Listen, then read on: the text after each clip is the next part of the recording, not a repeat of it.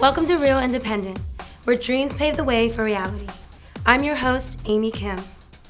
Now, anyone will tell you that dreams don't come easy. We here at Real Independent have created a team with the determination to get us there. Today we take some time to interview Lamar from Shutter Eye Photography. Lamar is working with the Rebirth crew as our freelance photographer. We take some time today to interview him about what it takes to be successful.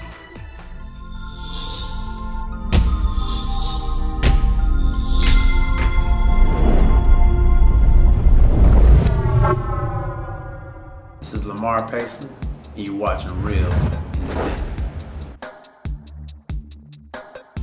I'm actually a double entrepreneur. I have two companies. I have an IT company, and I also am a full, well, I'll say part-time photographer. I spend a lot of hours shooting during the week. I have about 3 to 4 shoots per week. I do maternity, models. I do a lot of models. That's my big thing. Boudoir photography, family photography, parties, events, commercial photography, and real estate photography as well. I think the first thing that got me really inspired to do photography was working in church. I used to do a lot of shooting for the church. Of course, there's pro bono work, no problem. You know, you just get a chance to get out and do things in front of people.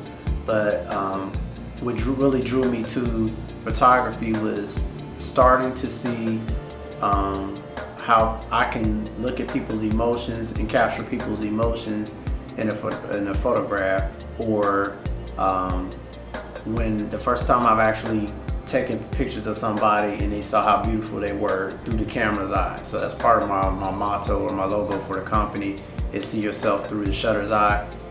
It's just that kind of euphoric feeling you get when you actually can capture a moment and see somebody in a way that they don't see themselves.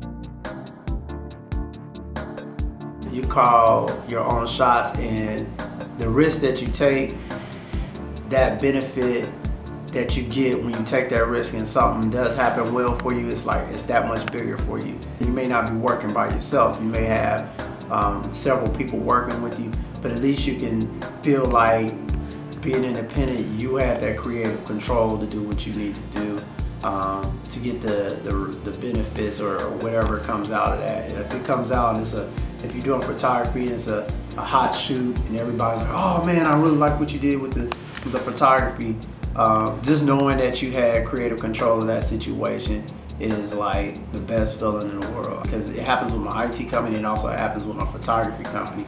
It's like as soon as I do something, then I'll put something out maybe on Facebook or on one of our proofing sites, and people are like, oh man, that's just like, that's the best. You know, I've never seen this person look like that, or I've never seen a photograph like that. You know, that makes being independent and having creative control all that more exciting to me. So I think that's the best thing about being independent. Katisha, who is Amari's wife, is a longtime friend of mine since high school. And when she started doing work with Rebirth, that's kind of how I started to meet Rebirth Films and a lot of the people. So, you know, like Amari needs me to help a little bit with working some photography or cinematography work with shooting some of the posters for the movie that he was working on. So I was really, happy about being involved in that. I also, before then, I don't even know if Amari knew that I knew who he was. I went to see his first movie, his first independent film, before Solo the Juggernaut. I thought that was like excellent. So I was like, man, this dude is like really moving, really doing some things. So I really wanted to make sure that, you know, when he asked me to do work with him on his posters for his next independent film, that I did some good work for him. So that was a real nice look. So I appreciated that. We were here in the studio and we were working on photography shots with the group, you know, just trying to get some good, you know, footage or for them to, you know, put on, I guess, the business cards or whatnot. But just working with that group of guys, I think that was probably one of my longest shoots, you know, not because we couldn't get the pictures, but because we were just clowning. We were just having a good time. At the same time we were shooting, I mean, just laughing. I mean, it's excellent working with the crew. It's like family, you know what I mean? You get out there and you work with people like that, and it just really brings up your persona and your faith and your vision of the group. We had some good shots where it was funny. Like, as soon as I put some of Amari's stuff up on my website, immediately people were like, "Who's that? Who's that?" I was like, "Oh, well, don't worry about it. All you need to know is Lamar from Rebirth Films. He married. Don't worry about it. Don't start looking at this picture because it ain't available." I think Amari probably realized he got a little bit of model potential in him that he didn't realize he had before. He probably thought it was all video, but he did a great job doing that. Alex did a great job. It was, like I said, it was just a good shoot. We had a great time.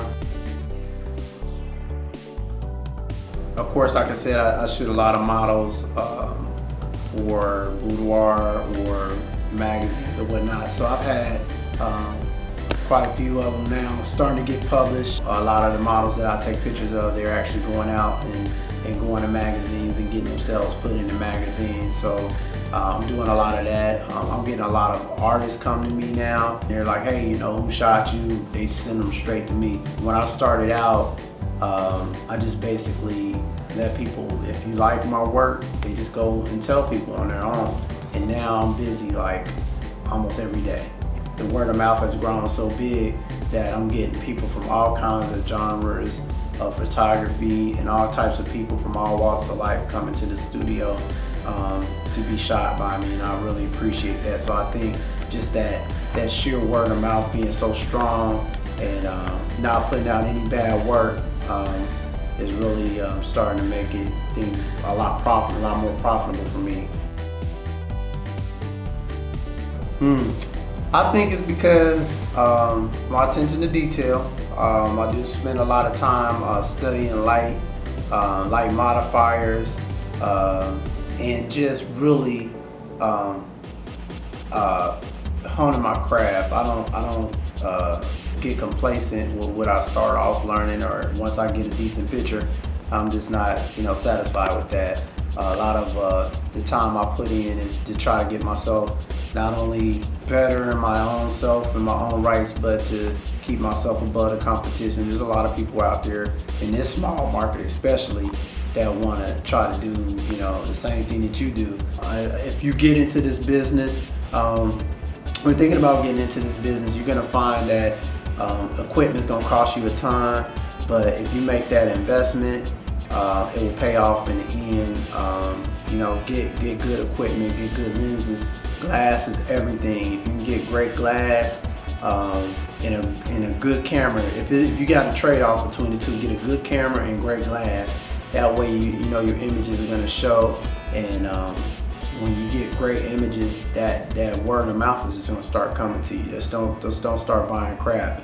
Being accomplished in what I've done so far and still growing. You know, I'm not exactly where I want to be yet, because I'm probably never going to get complacent ever, but just keep growing and keep bringing new stuff to your craft and to your game. Thank you for tuning in. Make sure you hit us up on Twitter, Facebook, and our website. For more information about our crew and today's guests, check out the links below. And don't forget, don't wait for anything, go after it, make it happen. That's real independent.